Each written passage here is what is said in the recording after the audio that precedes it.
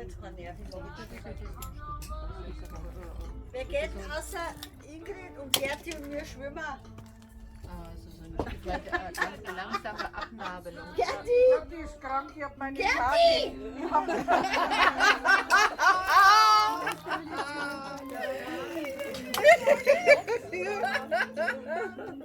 Jetzt?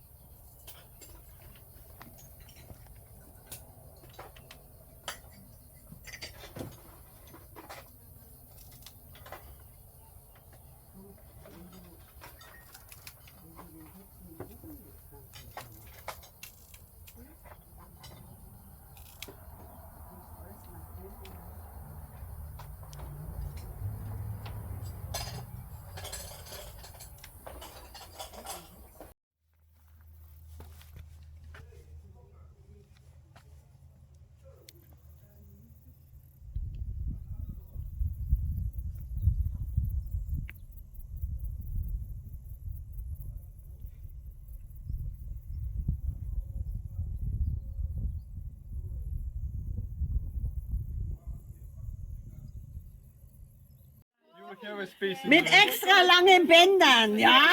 Weil. Damit sie vorne in die Spinden. Ja. I hope so. That will be a good size. Yeah.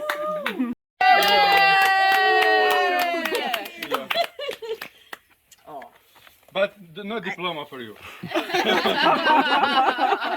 Thank you. Yeah.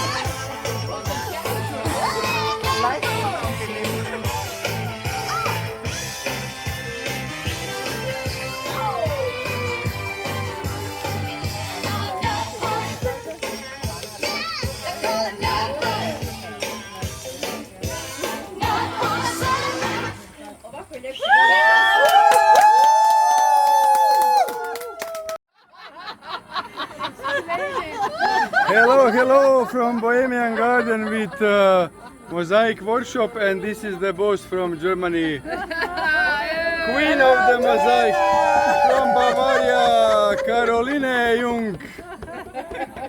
The first week is finished. Now we start the second week.